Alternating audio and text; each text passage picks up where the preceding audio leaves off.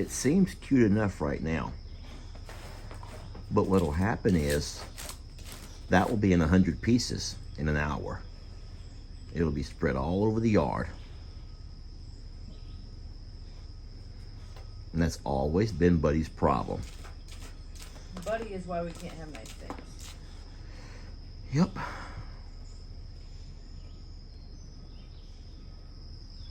Why can't they all be as sweet as Stella? Oh, my Christmas. And Christmas. Oh my gosh. And they can't, why can't they be as ladylike as Millie? She's laying there with her legs spread wide open.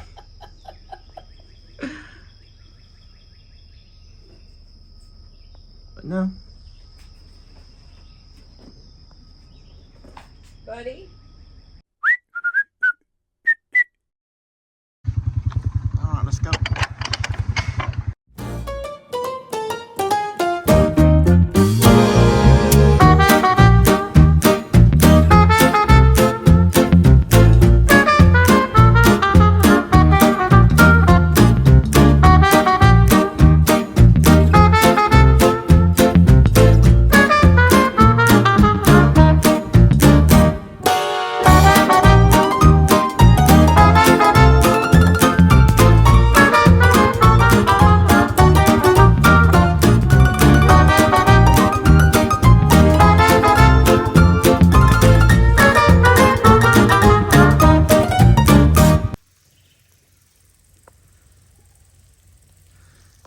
It's that time of day.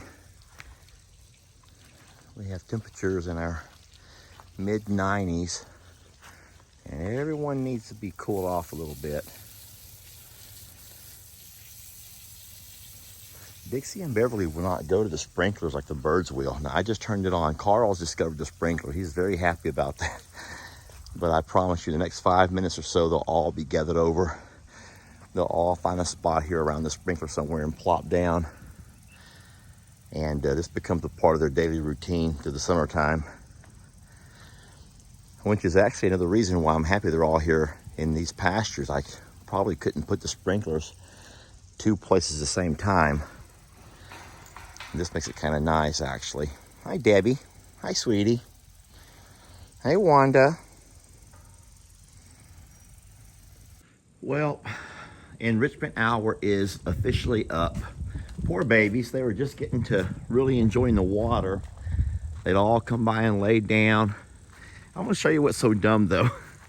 I love these birds, but they really aren't the smartest birds in the world. Now these 6 over here are doing great, but looky over here. This one here couldn't find her way or his way in. I don't know who that is. It's one of the babies. Is that Charlie? I think because of the beak. I think because the color of the beak, that must be Charlie. Charlie, there's the open gate. And then you walk through this pasture and then you come into this pasture over here, right? Everyone knows that except for Charlie. Everyone knows the rules except for Charlie. He doesn't quite get it yet. But this is what they do. And we do this every day during these hot days of summer. And we did it a couple of days ago.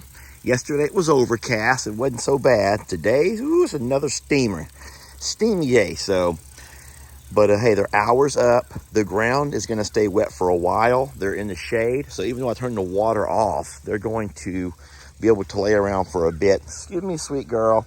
And Mr. Charlie, I got to come right through there, okay, to turn off my water. You can stay where you're at if you want to, but I'm going to come through and turn off my water. So that's how we do it right there. All right. So that's kind of how water enrichment hour goes. And like I said, they'll lay around for a little bit. Thank you, sir. You're not so bad. Just kind of dumb. He's not bad, he's just kind of dumb. But I don't think he understands what I'm saying. That's good. Now, Tat is very smart. Carl's pretty dumb, but Tat's very smart. I hope they don't understand what I'm saying. I don't think they do. Beverly and Dixie are playing hide and seek.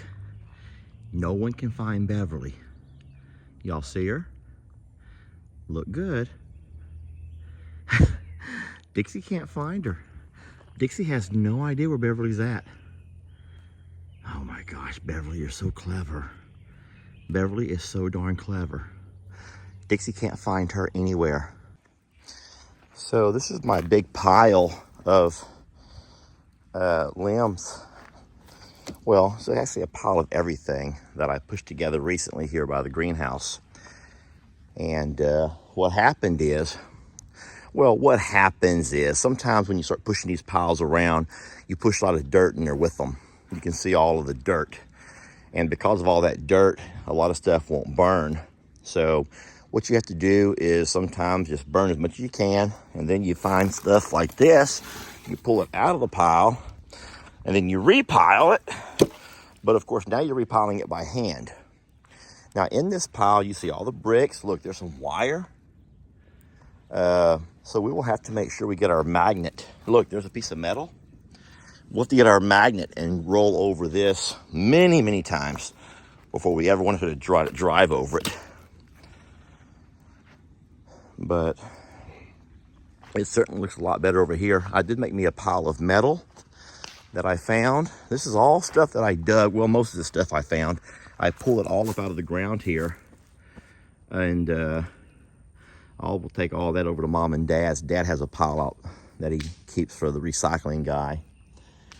And then, but for the most part, it's all cleaned up real nice. I got all the clay smoothed out, and where you're looking at right now will eventually be a really nice garden.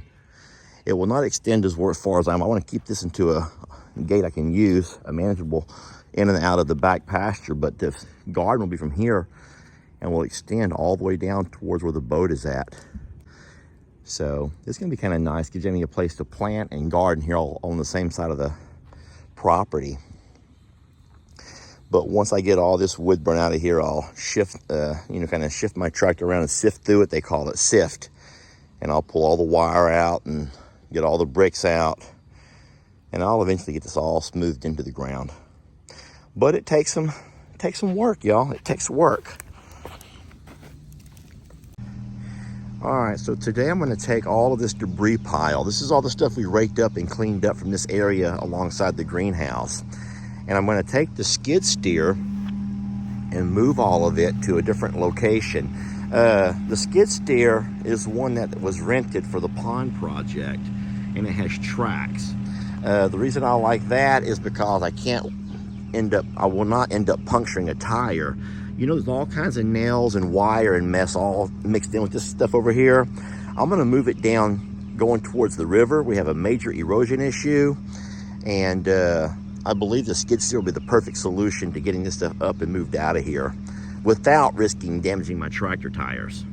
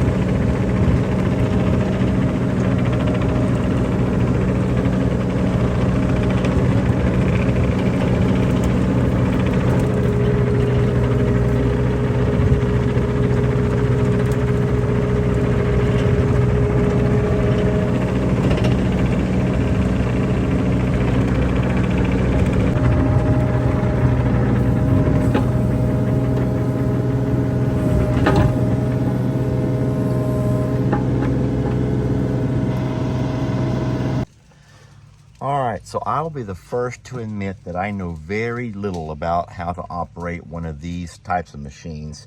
I've never used one in my life. My dad had one when we were little kids, a backhoe they called it. I think they call these track hoes now because they're on tracks.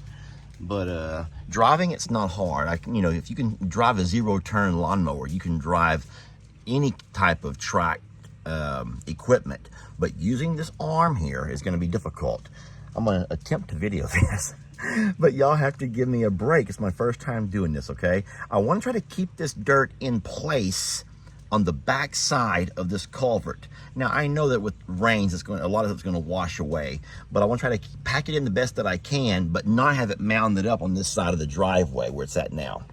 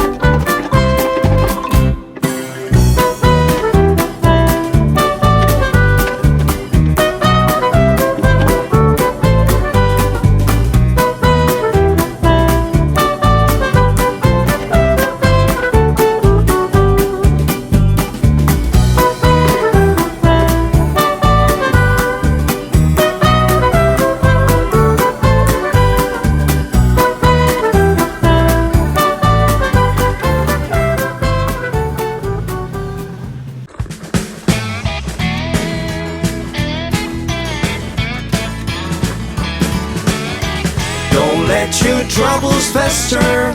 Come watch Longhorn Lester. Yeah, something like that.